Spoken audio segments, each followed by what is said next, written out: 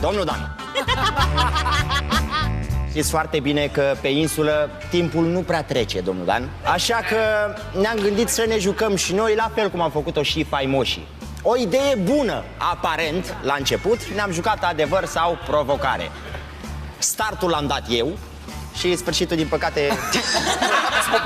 Da, pentru că am venit cu o idee genială să o pun pe Duli și să deschid subiectul despre Consiliu. Și zic, Duli, tu te vei duce la Zani și îi tragi o ventuză din toată inima fără să spui absolut nimic.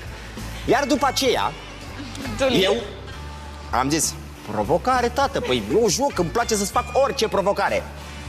Și au venit cu o idee senzațională, domnul Dan,